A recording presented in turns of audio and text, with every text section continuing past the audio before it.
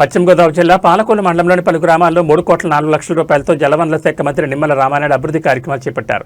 ఈ సందర్భంగా కాపవరంలో ఏర్పాటు చేసిన బహిరంగ సభలో ఆయన మాట్లాడుతూ గత వైసీపీ హయాంలో ఏ ఒక్క పనైనా జరిగిందా అని ప్రశ్నించారు. ఈ గ్రామంలో త్రాగునీటి సమస్య అధికంగా ఉండడంతో గ్రామానికి 58 లక్షల రూపాయలతో పైప్లైన్ వేయడం జరిగిందన్నారు. ర్యాపిడ్ సెండ్ ఫిల్టర్ టెక్నాలజీతో మంచినీరు పాలకొల్లు మండలానికి అందజేయడానికి అన్ని పనులు పూర్తయ్యాయని ఆయన పేర్కొన్నారు. అలాగే నియోజకవర్గంలో కరెంటు సమస్య తీవ్రంగా ఉండడంతో విద్యుత్ సబ్స్టేషన్లు ఏర్పాటు చేసినట్లు మంత్రి వెల్లడించారు. అర్ధగట్ల, కొమ్ముచిక్కాల, కాపవరం 3 గ్రామాలకు సంబంధించి 3 కోట్ల 3 లక్షల రూపాయల అభివృద్ధి పనుల శంకుస్థాపన సందర్భంగా తెలుగుదేశం, జనసేన, బీజేపీ నాయకులకు, వేదిక ముందున్నటువంటి కాపవరం గ్రామ పెద్దలకు, సోదరీమణులకు, పాత్రికేయ మిత్రులకు అందరికీ కూడా ముందుగా నా హృదయపూర్వకమైనటువంటి నమస్కారాలు మీ అందరికీ కూడా ముందుగా తెలియజేసుకుంటూ, మరి ఈరోజు అభివృద్ధి సంక్షేమమే ధ్యేయంగా లక్ష్యంగా ఈరోజు పనులు జరుగుతూ ఉన్నాయి.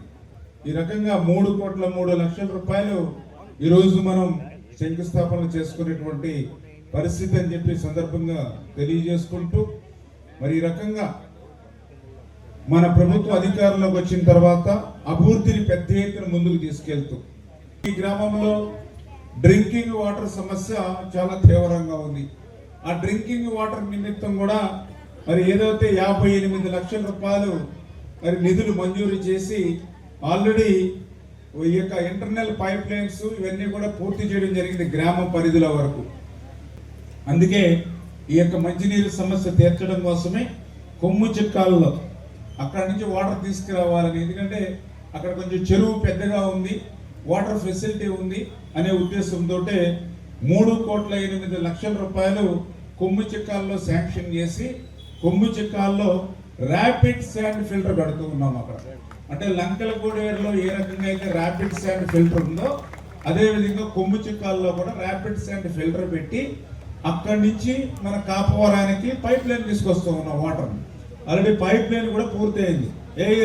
పెనుగొండ ఉంది, నర్స్పూర్ ఉంది, ప్రతి నియోజకవర్గానికి ఉంది 130 kV. ఒక పాలకొల్లుకి లేదు. పాలకొల్లో నుండి 33 kVలన్నింటికి బేవార్ నుంచి నర్సాపురం నుంచి కరెంట్ వస్తాం.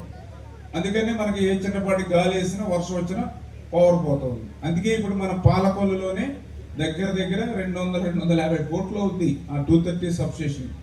దాన్ని ఈరోజు మనం నిర్మాణానికి శాంక్షన్ చేసాం, ల్యాండ్ ఎక్విజిషన్ కూడా పూర్తి చేసాం. తొందరలోనే అవి టెండర్లు పిలిచి శంకుస్థాపన చేసుకుని పనులు ప్రారంభించుకుంటాం. అంటే 5 సంవత్సరాల్లో వాళ్ళు చేయలేని పనులు ఇవన్నీ కూడా. అదేవిధంగా సబ్స్టేషన్లు కూడా 2014-19 5 సబ్స్టేషన్లు కట్టాను నేను పాలకొల్లు. 19-24లో పెద్ద 0. మళ్ళీ ఈరోజు 20 నెలల్లోనే 2 సబ్స్టేషన్లు శాంక్షన్ చేశాం.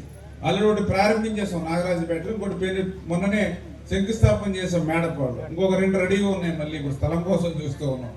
ఇంకా ఇంత పరిగెట్టి పని చేస్తున్నాం, మాకు మొత్తం జుట్టు అంతా కూడా ఊడిపోతాం. మీ దెబ్బకి ఇంత కష్టపడి పని చేస్తాం అన్నటువంటి పరిస్థితి మొత్తం ఏదంతా మొత్తం పోయింది. నేను ఎక్కడ సైకిల్ ఎత్తుంటే మంచి కటింగ్లు వేసుకుని ఉన్నారు పిల్లలు అందరూ. ఇదివరకు మా చిన్నప్పుడు అయితే మొత్తం ఇలాగా పురుకోసు కట్టేసి మొత్తం కటింగ్ చేసేవారు అంతే. ఇప్పుడు ఈ రకంగా ఇన్ని బాధలు, ఇన్ని కష్టాలు, ఇన్ని శ్రమ పడుతూ ఉన్నాం. మీరు కూడా అర్థం చేసుకుని ఇవన్నీ ఎందుకు చెప్తున్నాను అని అంటే, ఇప్పుడు కూడా చెప్పారు మిత్రులు, మొన్ననే శనివారం ఆదివారం, మరి శనివారం ఆదివారం కూడా ఇక్కడే ఉన్నాం, ఇక్కడే పనులు చేసుకున్నాం, శంకుస్థాపనలు చేస్తాం, మీటింగులు పెట్టుకున్నాం. అంటే ఒక్క రోజు కూడా సెలవు తీసుకోకుండా పని చేస్తా ఉన్నాం.